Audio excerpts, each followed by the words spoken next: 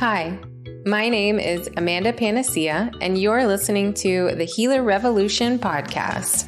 This is a community for self-healers, biohackers, practitioners, and any other helping professionals. You're in the right place if you're seeking conversations about how pain becomes passion, the connection between physical, energetic, mental, and our spiritual self, finding your body's ancient wisdom, the latest biohacking technologies, clinical research, and if you just want to nerd out about complex biochemistry and quantum physics. But this is also for entrepreneurs who seek infinite abundance and a supportive community. So pour a cup of King coffee or Sisters tea and let's join the revolution. Welcome back to the Healer Revolution podcast. I am Amanda Panacea, and today this podcast I am joined by Edith B. Kiss. She is a holistic therapist, a success habit coach, and an international speaker and #1 best-selling author. In this episode, we talk about her modality called source memory healing and how her work is not about fixing symptoms in the moment, but about removing the original obstructions to healing. She explains how unresolved source memories, things that are personal, ancestral, or karmic, can continue to interfere with current time regulation, relationships, and health, even after you've done tons of therapy and self-work and programs and things like that.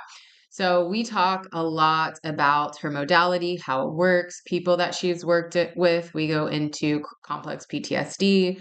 She shares about how she works at the level of rewriting these source imprints, often described as kind of clearing the Akashic records or rewriting the Akashic records so that the nervous system and the body are no longer stuck compensating for that past. And this can go back thousands and thousands and thousands of years. We also explore why mindset-based approaches often fall short and how combining somatic work, subconscious reprogramming, energy-based healing, and family constellation therapy creates deeper, more sustainable change. Welcome, everyone, to the Healer Revolution podcast. I am your host, Amanda Panacea, and today I'm really excited to get to chat with Edith B. Kiss. Hi, Edith. How are you today?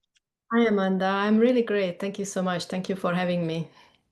Yeah, of course. You're welcome. I get a lot of emails asking, can I be on your podcast? And when I saw your website and what you do and read more about you, I was like, yes to her, no to all these other people. So tell us a little bit about your background and how you got into this like healing trauma, because you have some pretty big claims. I want to start right now. Like your website says, heal from PTSD in 30 days. So you must have a really good track record to be able to make a claim like that. So I'm excited to hear about your method and your background. Yes, so I got into healing and spiritual techniques and conscious spiritual learning basically in my 20s when I suffered from panic attacks. And until that, I was a pretty analytical person, math, physics, whatever. I was planning and engineering, I became an engineer after that. So I was at the university that time when it happened to me. I was traveling. I love traveling, and I was in Mexico when actually it hit me. And I didn't know what it is, what's happening to me. I had no idea. And when I got, and then they gave me tranquilizer, some pills. And then I even freaked out from the effect of that. So I was like, okay, I need to find some natural remedies. And then I got back home to Hungary, where I'm originally from. And the best friend of my mom, she knew someone who's a Reiki master. And then so I went there, I got some sessions, and I really liked it. Really, I felt really great about the sessions. And then I decided that, okay, I can learn this, and then even use it on myself or on my family members. So that was the first goal in my end of my 20s. And then I did the level 1, level 2, and I realized that she's also doing other things like family constellation therapies, extrasense retreats. So I joined all of those of just having like a sanctuary, like a hobby besides being a full-time engineer, and then also having after like 2 kids. So I felt like, okay, something is wrong in my relationship, something is wrong with my health. I always went there, and I enjoyed those shifts after those events. And So what happened with my panic attacks during those years, it was like 15, 20 years, basically it was able only to manage it, so it wasn't able to prevent it or stop it. It was just like whenever it came, I was like, okay, I know I'm doing Reiki now afterwards. So, but it never stopped it. It was still severe. I still called the ER and stuff like that. So Yeah. what happened after that is I became a Reiki master, and then I started to use the Reiki master science on me, and it was a profound 6 months, and I suddenly started to switch to the different food. It was a very shift, like an overnight shift, like what I can eat, and I get rid of like dairy products, not gluten, but the white flour and the processed sugar and alcohol and caffeine like overnight. And then I started to lose weight. I felt not happy about my weight at that time after two kids and sitting jobs, so I was like 73 kilos to my 5'6".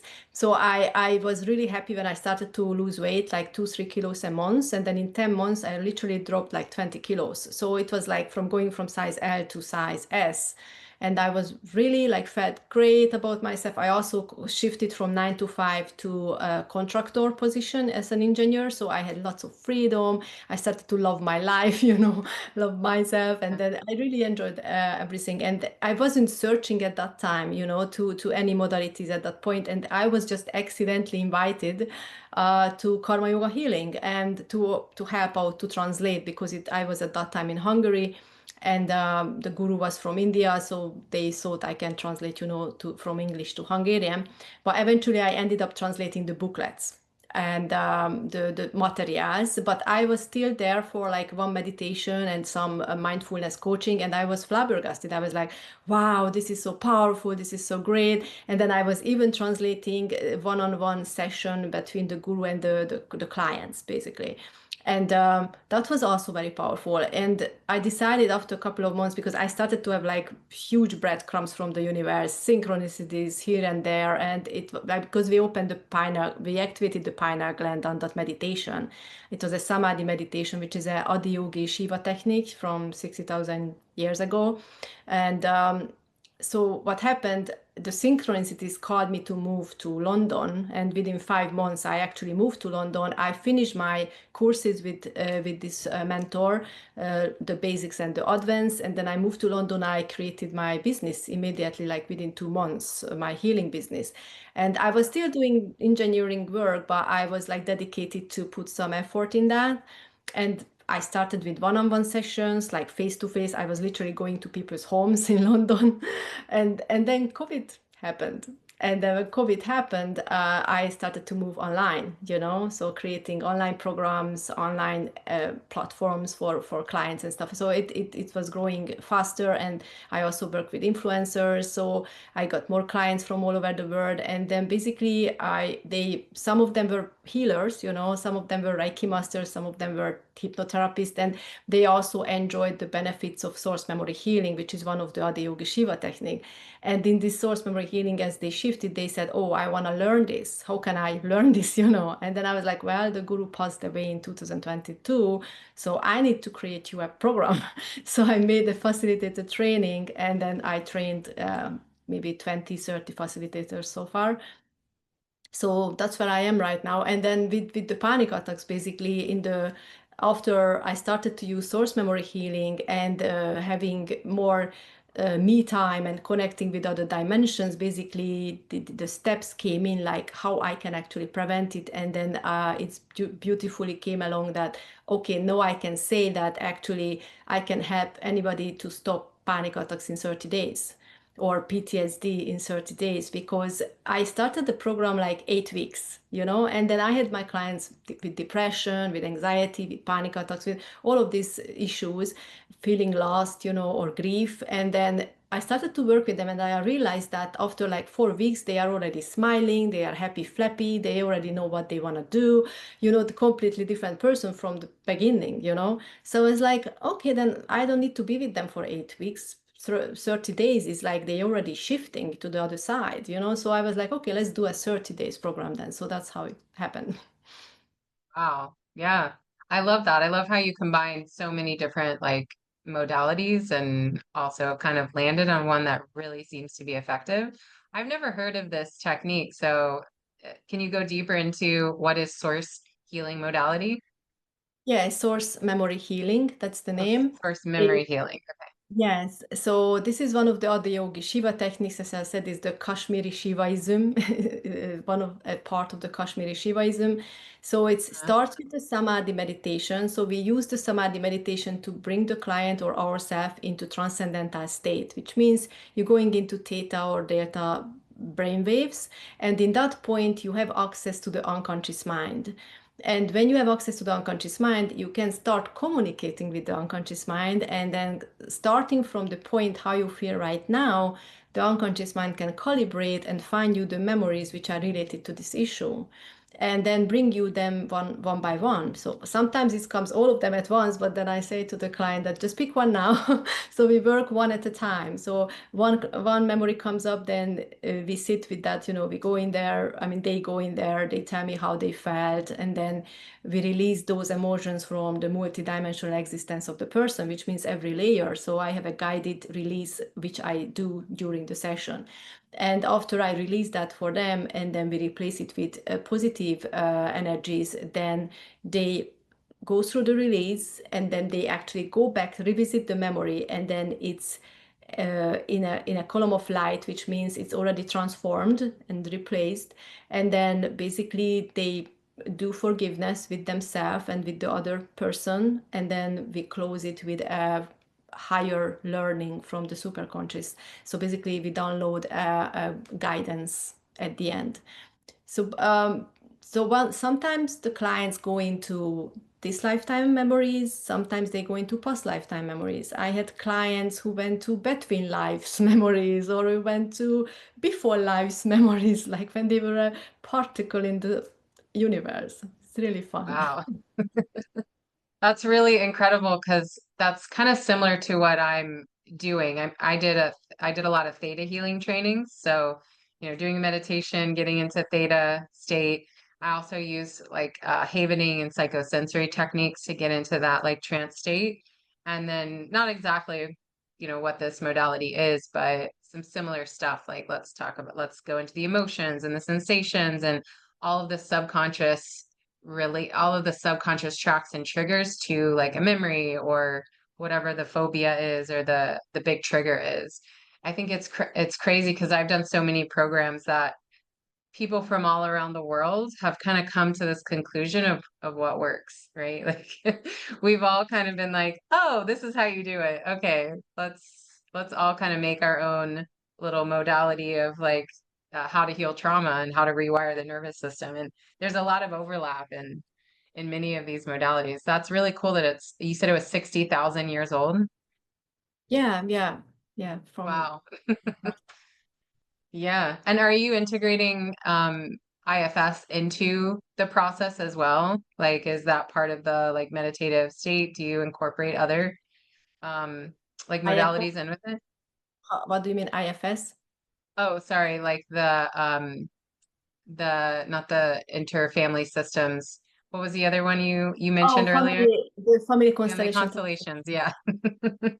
Yeah, Sorry. so that how it works is like when I used to learn it for the first time, it was with humans in a physical space, right?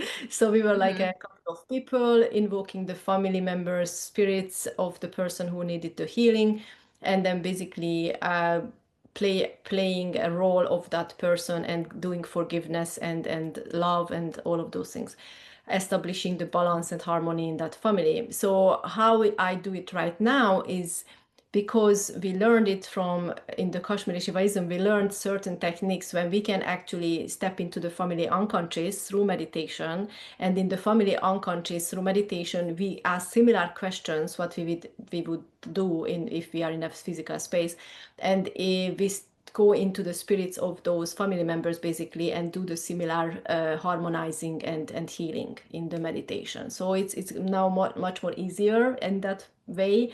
You don't need all of those people, but you can still address your issue, address the situation, and go into those family unconscious, and then get the results from the spirits basically. Hmm. Yeah. And I'm sure you've seen radical transformations with people. Have you seen the opposite where people don't really respond to these modalities? Or is there like a type of person or a type of situation that maybe doesn't do so well with this? I had only two clients from those hundreds of people who actually couldn't really go deep. And Uh-huh. one of them was the reason, one of them was a coffee drinker, a big coffee drinker. So she came to my sessions with two coffee already in. So like she couldn't, even I told her not to drink coffee or whatever, she just Yeah. had the coffee. So she wasn't putting in enough effort basically to present with a peace of mind. So that was really difficult to put her into, into transcendental state because she was, all over the place. So that was one thing. And then there was another person who actually was lacking discipline, so he couldn't practice the daily meditations I told him to do, so he wasn't doing that. And he has also really strong ADHD. So during our sessions, he was opening his eyes very often. He was, using stuffs, and he just couldn't focus, enough. So with Yeah. him, it was also very difficult to reach a big shift, So Hmm. that was the two occasions. So I can say that ADHD can be an issue with this if someone is suffering from that. I had clients who had ADHD, and she actually used to have panic attacks, and she got really much better because she was dealing with divorce and grief and a lot of bad stuff and moving and at the same time. So she improved a lot, and then she, with not just shifting the personal mental and mind, but we're shifting the whole environment. So because energetically you change a lot of things in the Akashic records, their whole energy shifts, so they are attracting good things into their life. So after her divorce and then the grief that her mother passed away and all of those things, she actually attracted a beautiful place to live and an amazing man to actually in a relationship. So it happened during our sessions, like those couple of months she was working with me, because after the 30 days she decided to join the VIP, which is like a continual couple of more months with me. So that's what we did, and then her life turned out beautifully. Is I think the coffee is a big issue with most of the people, or yes, if they are having this ADHD, basically. Mm. And what about people who have like really significant trauma? Like when I'm working with somebody, I'm always trying to figure out like how slow do we need to go because it is virtual and I'm not there in case they do like get re-traumatized or have a hard time coming out. If we're just, starting the session, let's go into a traumatic memory. We kind of have to build up to that sometimes with people. Have you worked with anyone where, because I know a lot of people in my audience are dealing with complex PTSD and complex illnesses, and they're worried about trying something else because maybe they've had a bad experience with like EMDR or something like that.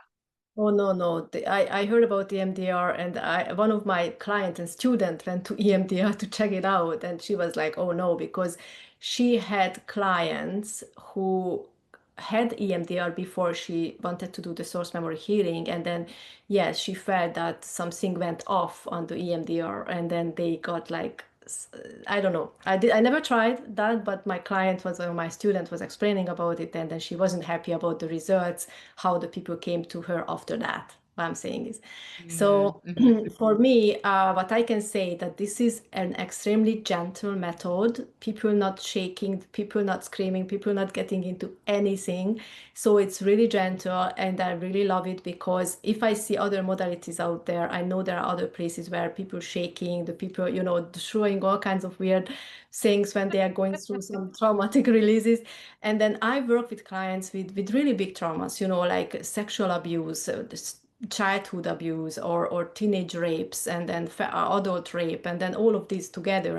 And we just went into those memories, and then it's like watching a movie for them. That's how they told me that yeah, they can they can go into there smoothly, and they get actually the emotions collected, but they don't feel the same way as it was like originally. It's not that drastic to anybody. I had maybe one memory which was like a bit drastic for me myself, because obviously I use it for myself too. And then when I started my source memory healing journey back in 2018, in the first 2 years, it was like intense. It was like more often I had to do, obviously, because it was like some things, triggered me. Then I was like, okay, then let's do it. Or I had a physical issue, then I was doing it. And that's how I went into many past life situations, and then I understood my, my healer archetype and all of those, and then I attracted people from past life to create karmic, to release karma, basically. But what happened is there was one occasion when I had a low low iron, and I had iron deficiency because I was vegan for 3 years. So when I was going through this spiritual awakening and doing a lot of spiritual things, going to retreats to India and doing Shakham healing, all of these things, I was on basically on a vegan diet for 3 years. I even at some point I went raw diet for 3 months, but then I stopped that. So due to that, I started to have wasn't paying attention what I am putting in. I wasn't counting all the minerals and vitamins I was lacking. I know it was my fault completely. So anyway, at one point I had like really low iron deficiency. I was sick all the time, either with virus, either with bacteria, because the low immune system, and then what happened, I was like, okay, I was in bed, and I decided, okay, let's do a source memory healing, what's going on. And then I went back to a memory which was like probably thousands of years ago in a cave. I was in a cave, and then a big animal like a dinosaur or something came over and bit off my head. And then as it bit off my head, my blood was just like, "Tsh," and I was like, holy shit. So that view haunted me for a couple of hours though, or days. But I released it. And then what happened is like within hours, I received a text message from my doctor that go and pick up your iron from the pharmacy. I didn't talk to that doctor. He got my reports from months ago from the hospital that I have low iron. And but the source memory healing, this is how it works. It's not like your illness is suddenly stops, or it's not like your whatever is suddenly stops, especially if it's a long-term thing, like a cancer, or what happens is because you rewrite the past, you rewrite your Akashic records, and you shift these things in your karma vortex, is attract the solution. Is attract the solution into your realm. Sometimes it's a different doctor. Sometimes it's a message from your doctor that pick up your iron, or sometimes it's an idea, which comes to you, or sometimes you just reading something new, or a person, you meet a person, something gonna happen to you after source memory healing within hours or days, which going to help you with the situation we were healing. That's how it works. Yeah. Yeah, I've kind of experienced that in my own life with like releasing things consistently for years. And then it was like after year 4, year 5, all of a sudden, like solutions to things that are actually working started to come into my life. Whereas, like the years before, where I was so resistant and so angry and really still stuck in that trauma, it was like those things were being blocked, or they didn't even exist yet. And then when I started to surrender and accept and release some things, now I've never done this modality per se, but some similar things in this realm, it's like, oh, now all of a sudden things can come to me because I'm open and ready for those things to find me essentially. Yeah, the thing is that in the when I started like in 2018, this how I was introduced to this was like a short course, like a 3 days Mhm. course when we were like doing a couple of sessions on each other, practicing, and then there was another 3 days course like a couple of months later. So, but between there was no holding hands, there was nobody to tell me like, oh yeah, when you feel this way, then you actually should do this and that, or something like that.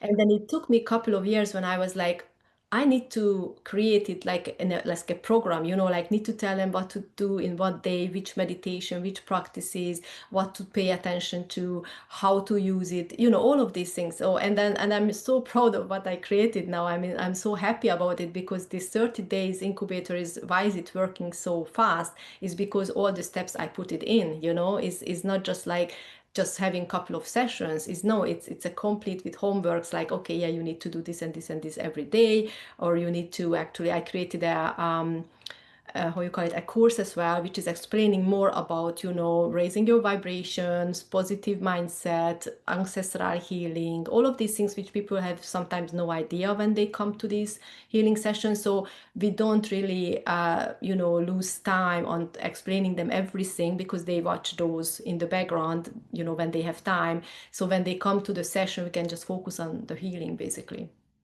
Hmm. Yeah, I'm sold. I'll look into your course for sure. I'm always looking to collect new modalities and new learnings.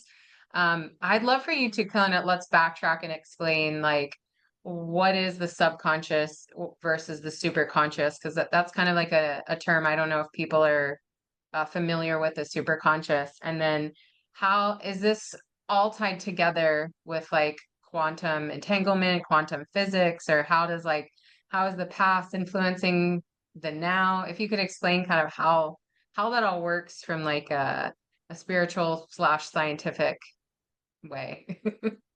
I recently came up with a sentence that people call science magic until they don't believe in it. Because if you Hmm. think about it, we were saying, oh, that's magic, and then later it was explained, and oh, it's science now suddenly. So there is so many things we don't understand, and we think it's magic or woo-woo, but it's actually scientifically proven. So, da, da, da, da, da. So yeah, so let's go to the mind. So the mind has four bigger parts, and why I say four is because the conscious mind, the subconscious mind, and the part of the subconscious is the unconscious mind, and then we have the superconscious mind. So on a daily basis, you use your conscious mind like 5% of the time. Why is only 5%? Because when you use the conscious mind, it needs a lot of energy. For example, it has to be, you use it when you focus on something, like you do something for the very first time, or you like take an exam or a test, or you need to focus on something, and you feel like you are exhausted after that when you are using your conscious mind. And that's why the body was created, that every time you know what to do, or every time like you've done this so many times, you shift into subconscious autopilot, basically. And then that is ruling you, and that's what you use 45% of the time. So what is the rest of the 50% is the superconscious. So, and then this, as I mentioned, the unconscious is like 2% of the subconscious. So the superconscious is basically being part of the mass and consciousness with the higher dimensions as well. So not just with everybody here on Earth, but with the higher dimensions, like universe, and like Akashic records, whatever. You connect with the wholeness, the oneness. That's 50%. Why is it 50%? Because many times when people going through trauma, and they are actually hurt by someone else, right? Someone else is hurting you, abusing you, whatever. If you know that 50% of the time you act from super conscious mind, what does it mean? It means you taking actions because it's your karma, because it's either your karma or your ancestral karma, or it's in your blueprint. So when you enter this realm, for this lifetime, you signed a blueprint or whatever you've done, but you had a blueprint and you have certain things you need to go through. So when there is a decision like who to marry or have a child, that's already in your blueprint. So it's when you make those decisions, it's super conscious. But when you, for example, making a mistake, or when you can't get rid of, you can't lose weight because you're always eating sweets and all of these things, that's more like subconscious. Or there are things when you are controlled through the programming, like the culture, the society's expectations, the cultural background, that's more like the subconscious 45%. So we are hardly doing anything from conscious mind. So when I get to the point in the healing to forgiveness, still after releasing it from all of their layers, sometimes still there are people who say, I can't forgive to that other person. And then I tell them this situation, and they are like, yeah, now they understand that basically you can't point your finger on anybody, because we are so manipulated and we are like puppets, that it's just 5% of the time they do something with the conscious mind. So when they hurt you, most likely they were either under, substances, alcohol, programming, cultural or societal pressure, or whatever what is in that situation, or your karma. or it was because you had to suffer that thing from that person at that point. So there is so many things in this equation. And then going back to you mentioned the multidimensional existence, and then the Yeah. time and stuff. This is the point when my daughters say, "Stop talking because you scare me." So um, I always say, and this is what I learned also, that time is an illusion, right? And what does it mean? It means everything is happening right now. And why we can feel our past, or why we can be actually affected by our past lives and a inner child, or whatever it is we're working on, is because it's now, but there is a veil. And for people who's going through spiritual awakening, they feel more into these things, right? They are more the ones who suffering, is because the veil is thinning. So they are even more feeling what happened to them in childhood or past life. I heard people saying that they were molested, or they happened something to them in childhood, and they had no memories for many, many years. And then they were like in their 30s, 40s, when it was like, bang, wow, that Mm. happened to me when I was 5 years old. So they started their journey when they started to have the veil thinning. So those actions or those situations, memories, came through the veil much more actively and started to trigger them back. So that's what is happening. So everything is right here, right now. Your life is already created. Everything is already created in the universe. Whatever you sense from it right now is what the programming allow you to sense, right? But if you know the access, you can sense more. If you know the access, you actually understand it better, and then you can heal and you can create better. It becomes more effortless. But some people is afraid to have access. And I had person who said to me, like, I'm good not to access my unconscious mind, or I'm just gonna be here in this conscious space because I don't want to go to other dimensions and do and this and that. I feel comfortable to do so. I feel comfortable to go to dimensions and discuss with ascended masters and asking help from my spirit guides and going into my past life. It's part of my existence, right? I'm comfortable there, but for many people it's scary. I can understand that. But if they know how much better their life can become, accessing those things, it's insane. Like how my life was before accessing and how my life is after accessing is insane. Like is completely different. My mentality, my health, my manifestations, my feelings, everything is so much easier, so much effortless when you allow yourself to go deeper in those layers and then heal them and shift them. And you can heal karma, you can heal ancestral karma, you can heal ancestral trauma. And if you do all of those things, then that's why in the program, this is all included in my 30 days incubator, because I say we need to turn old stones. We don't left no stones unturned, or how you say that. But so Yeah. basically, that's my goal. Awesome. Yeah, and how do you feel about like destiny or things already being predetermined then if everything is already happening? I like to kind of think of it as like when you watch a movie about time travel and the people that know their future try to stop it, but they can't because everything they do just leads up to it. That's kind of how I feel about like destiny and karma and things like that. But I don't know if that's correct. So if you could explain that in a deeper way, like if everything is happening now and everything's already happened or happening, how do we affect the future? Because we have parallel realities to step in. So Ah, okay. with every second, you make a decision. And with that decision, you step into a different reality in every second, because you can make a decision like having a coffee or not having a coffee. It's already going to change your day. And then during the day, you make different decisions regarding you had that coffee or not had that coffee. It could be even in your relationship, in your career, in your mindset, whatever it is, in your energy, what you attract. So in every second, you're shifting to one of your parallel reality constantly. So when you have a vision or when you have a mission and you are like, oh my God, what you can see, you can create. Like you have like a vision, and I'm like, I'm going towards that vision.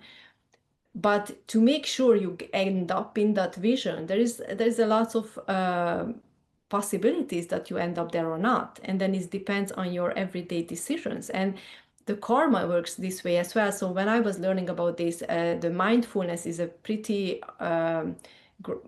how can I say, it has a huge active part in it, like being mindful how you create your reality, because mindfulness is not just sitting still and having the awareness and feeling your sensations, and watching your breathing, but is also about controlling the three things in life what you can actually control, and that's your thoughts, your emotions, and your actions.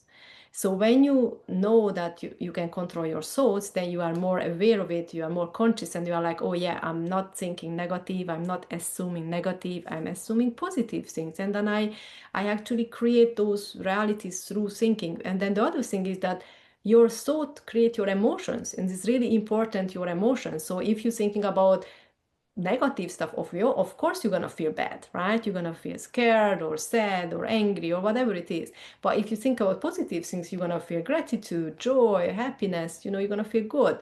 So if you are in that good emotions, one thing is you keep your chakras balanced, your energy centers balanced. If you go into negative emotions, like lower frequency emotions, you blocking your energy centers, you're already creating unhealthy, situations in your body, because the energy can't flow through you, basically. And then your gland system is completely aligned with your chakra system, so you're already starting to jeopardizing your hormonal production and then the other organs. So just feeling bad is already bad.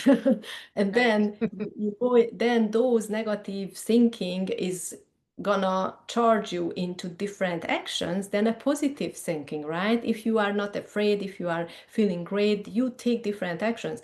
And if you're in a good mindset, in a positive mindset, you also take time to actually look into the consequences of your actions, which is again really important with creating karma or stopping karmic cycles. So when you actually are in anger and in negative emotions and you take action from those usually lead to bad parallel realities, And if you are taking action with knowing the consequences of your actions, you can stop karmic cycles, which is even ancestral karma or your own karma. Mhm. Yeah, the way I kind of like to teach it, because I think sometimes people will get caught up in like, oh, well, that's toxic positivity. I can't just turn off my negative thoughts and my negative emotions. So I like to teach it as like, okay, you want to take that aligned action from the goals that you have, the person that you want to be, the embodiment of that true self. But you can still experience the anger, the rage, the negative thoughts, as long as you're able to let them come and let them go instead of just wallowing in them. And then, like you said, making decisions from those negative emotions and that per those states that kind of take over as a mood and then a personality, and then that's who you are. So you have to be able to kind of like ride the waves of those normal human emotions that come up so they don't get stuck. So for me, why I say that I always say don't sit in those negative emotions again, because it's the one which is breaking your aura and blocking your chakras and making you sick or jeopardizing your energy. Because what happens is when you're angry, you're breaking your aura, entities, spirits can enter your body, and you feel like craving some ice cream or craving some spicy food or having desires, then it's not you, it's those entities in you who's doing it for you. So people with addictions, usually is not them, is some entities who's using their body when they are in a low vibration. So I do not recommend to sit with your anger. I do not recommend to go into the rabbit hole unless you do source memory healing and you heal it. Because the trigger, of course, is good to have a trigger like, oh, this thing made me angry. Wow. Then it means I have something to heal. So then you take source memory healing, you heal it, and then you won't have that trigger anymore because you learned the lesson. So when you actually recognizing a trigger and you go deep to heal the core, those triggers will stop. So that's why you need to do the deep healing. If you don't do the deep healing, but let's say you became very mindful, and then you say, oh, any triggers can come, I'm fine, I'm just keep, positivity or whatever you call it, right? Those and then you just like, oh, I just smile or I just keep calm and then maybe numb my, feelings, whatever. But what happens with that is the triggers won't stop. So it's going to be still a lot of challenges in your life and obstacles in your life. It's just you change your perspective about them, right? But if you Yeah. do the deep healing, then those things, the triggers will stop. So your life becomes smoother. You don't need to be always in a defensive, way. Yeah. Yeah, absolutely. The intensity of, and I think that's why we're seeing so many people getting triggered like so easily on the internet. Because the more you're triggered, the lower your capacity gets. The more you sit in that anger, the more you are in those negative emotions. You lose capacity for one coming out of them, but also like to feel the joy, to feel aligned, to feel pleasure, to feel connection. And you get stuck in these like trenches that then becomes your whole life, like trying to avoid them. Yeah, and then the thing is that when people say like these are normal human emotions, I need to smile because we think it's normal to be angry and it's normal to feel miserable or normal to be have grief or sadness. It's not normal. It's part of the programming to keep us sick and low vibrational. But Yeah, the I get norm, it. I mean, the normal should be that we are happy, flappy, and enjoy life basically, and then that should be Yeah, the goal basically, and not right. calling normal the pain, Right. Yeah. But I think, how can you avoid grief when you lose somebody? There are people There who's will be already something there. the people are already actually grief is a karmic debts, is negative karma, and it's yeah, I Interesting. tell you what. So what happening with the grief? The grief, many people already implementing this that they say when someone pass away that, oh, I'm going to celebrate my loved one passing. They don't say I'm Hmm. going to funeral, they say I'm going to celebrate my loved one passing because it was a milestone for them. They had an amazing life, or even if it wasn't an amazing life, they went through it, right? They done a good job. They went through the life, now they're passing over. So now it's their new beginning somewhere, what we don't know. And it's acceptance, as you talked about this, acceptance is really important. Accepting what it is, it's the first biggest step for any healing, basically. Accepting that, okay, that person now left, and then you won't have any physical contact with them, but they are connected to you on a spiritual realm. So if you have the awareness and know that actually that person had to go now because that person has another role or another, had to go to another purpose or another life to help someone, or even like there. So you're going through life to learn, you're going through life to elevate, you're going through life to clear your karmas or create karmas, whatever it is. I mean, you come here to clear, but you create more. So what happens is that when they passing through, they going to the next one, you need to accept like, okay, it's just like they went on the next train, or they went to their next journey, or they went to um, whatever their next step to go. I'm not saying that they're gonna be happy about it. Even the spirits not always happy about it, of course. They say beautiful stories about that they passing through and then it's like the light and this everything is, feels so good and I'm so happy there and it's yeah, and then you don't have the physical body, so it's really amazing that especially to someone who were in pain, like having illnesses, and then they passed by. Then we are more happy about it that oh, thanks God they don't have that physical pain again. So the only thing is different, like they still have their traumas, like they still have the emotional things going on. So it's really good if someone in the family take the responsibility for this healing, they actually help the whole family, like the whole soul family. You heal the whole soul family as to start your own healing, because we go into every layers and in the family constellation and so on and so forth. So those family members who passed away already, but they still carried baggages, and traumas with them, and they didn't know how to release it or didn't know how to heal it, and you still affected by it. If you do the healings, they're gonna be even more happier up there, or wherever they go to the next life, So it's really powerful how much you can do, just you start your healing process, not just to yourself, but Yeah. your whole lineage, for your whole family. Yeah. Yeah, I've experienced that myself, and I've had a lot of clients experience that too, where like when I was at my worst and doing real bad, so was the rest of my family. And as I continue to support myself through the nervous system lens, through the healing lens, the spiritual journey, everyone else seems to have improved as well. Like things have gotten better collectively in the unit.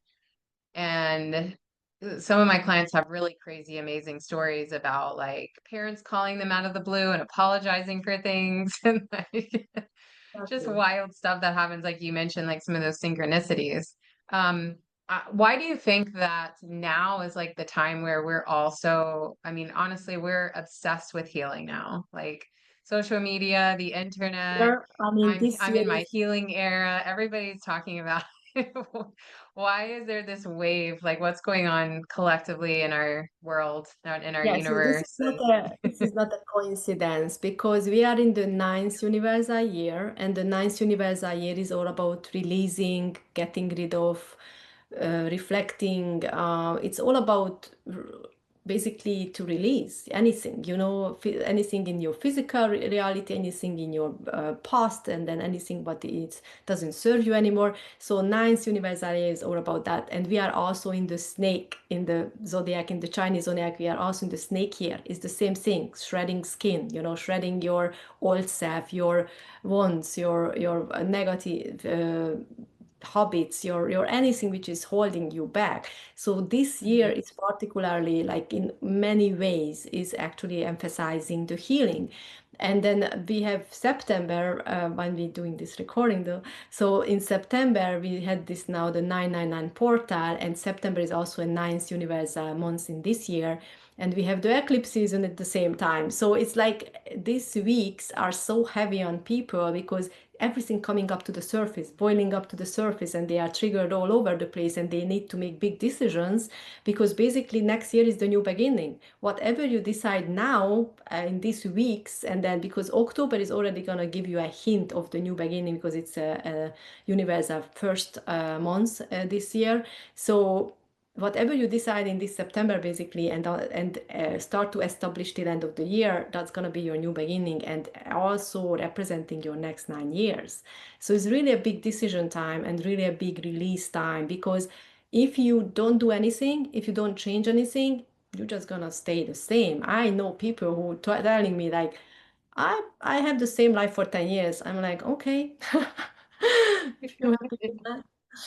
Yeah, that's so appropriate for my life right now. I'm just thinking because we're about to be done with this like year of travel and settle down and start a family and just totally change everything from the last like gosh 15, 20 years of our life. We haven't been, my boyfriend and I haven't been together that long, but we had a very similar like lifestyle until we met in the last 7, 8 years. We've really transformed both of us, and then we have this year of travel, and then we're like, okay, next chapter starts 2026. So that just lines up perfectly. Yeah, we are, this is the super conscious part. I'm saying that Mhm. 50% is your mind, is the super. Ah, yeah. You knew already, you felt that energy that next year is the new beginning. Yeah. Yeah. Thank you. I love that because I honestly, I'm one of those people that I never felt like I had intuition. I've always been really shut down. My trauma is more like, don't be vulnerable. You have to do everything yourself. You can't trust anyone. And even though I've been working on healing all of that, I still am told by like energy healers or practitioners that are intuitive, you still have these blocks. You're still not fully opening. You're still closed off in some way. And whenever I feel like, wow, there's my intuition, I get so excited because I'm like, it's that um, shell is melting a little bit, and I'm starting to like get closer. Like the way that you speak is so like very all knowing, and you're just like, this is the way it is. Like I know these things. I felt them, I've lived them.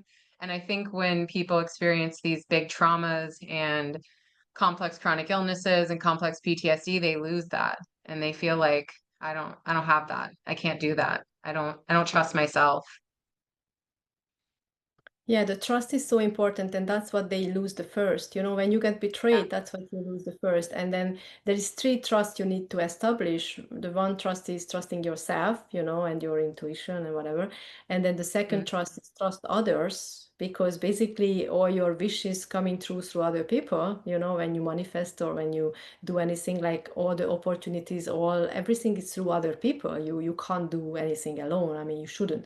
We meant to do things together. So basically, the second trust should be established with other human beings. And then the third trust is that actually there is divine guidance and divine support. So the third trust is about divinity. And then to be able to surrender when you feel like you've done enough and then you still haven't seen the results and stuff like that. Hmm. Yeah, I love that you broke it down to the three trusts. So just to recap, we experience reality consciously through a very small piece. And the rest of what we experience is coming from our subconscious. And this is more like what's happened in our lifetime, like the belief systems that we've created through our own experience and attachment and things like that. And then there's the superconscious, which is also the connected to like the quantum, the parallel realities source that we don't necessarily always understand, but sometimes we can feel it. And as we kind of connect to ourselves more and remove these barriers of like the tracks and the triggers that are keeping us in these like angry, low vibrational emotions, we then start to be more connected to that source, and we can then kind of tap into the quantum and start to manifest things better. Is that Right. is that Yeah. kind of okay? Perfect. Beautifully summarized. Yeah. Okay, great. Yeah, this stuff is so fascinating because once it clicks oftentimes, and you're like, wow, I actually have so much power. And I think that that's so incredible. Most of my clients and a lot of my audience members struggle with complex chronic health symptoms, and most likely complex PTSD as well. But the health symptoms are often so severe that they become so sensitive to their environment that there's almost no more room for anything else. Like it's just managing like this high level of crisis. Um, yeah, and you get just stuck in the cycle and the spinning Yeah, of I the had I had similar clients who were uh-huh. actually so unhappy with their current life, although they had an amazing husband and they had a beautiful daughter, you know, but and they were even therapists. But the thing was that they had physical illnesses and then they felt unhappy and they couldn't even see a better future in front of them, you know. They were Yeah, struggling with their daily duties, you know. They said they got drained from the clients, they feel overwhelmed constantly and they having this physical illness.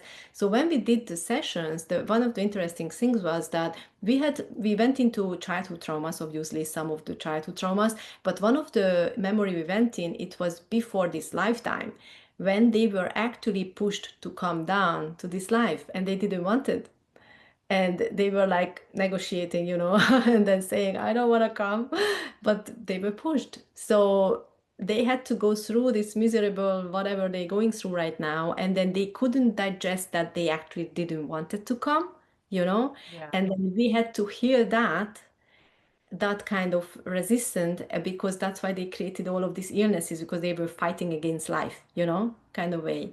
So when we yeah, cleaned that, she already shifted and she said, no, I feel much lighter. No, I feel I already have plans for the future. I am more in the a better connection with my daughter and then what she's doing, and more open to things. So it's shifted her a lot. We did just the 30 days incubator for that. So I can say that, and then she even had difficulties to see the memories. Most of the time, at the first couple of sessions, what she had only emotions. She experienced mhm, only emotions or certain sensations in your body, but she couldn't see clearly the emotion, the memory. So it wasn't yeah, easy to do it. But at this like the third session, she started to see past life memories and other memories.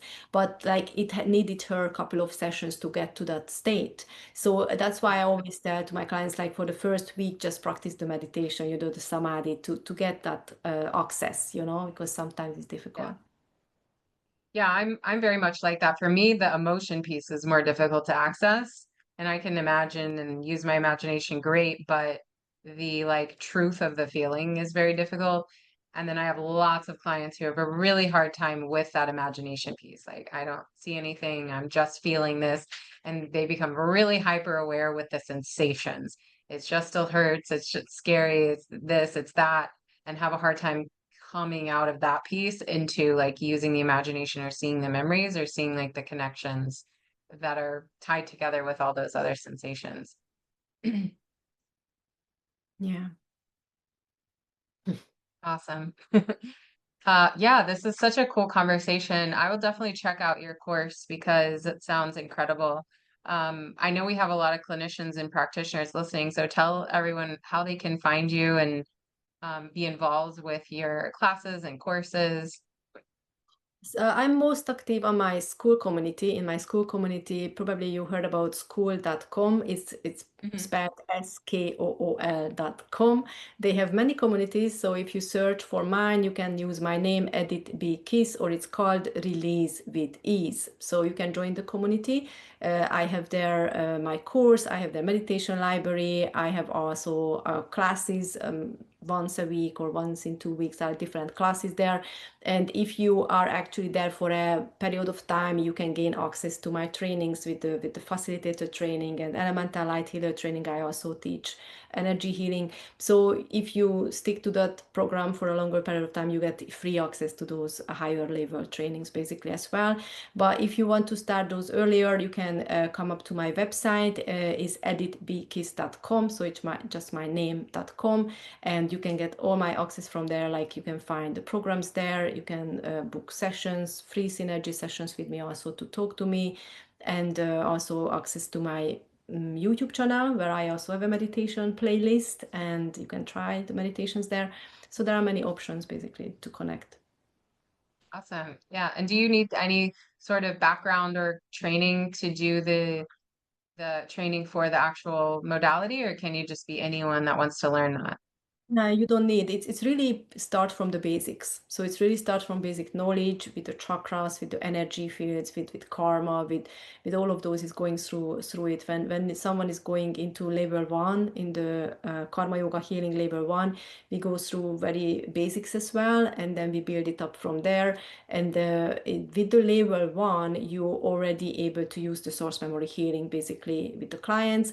If you want to use family constellation therapy, that's in level three.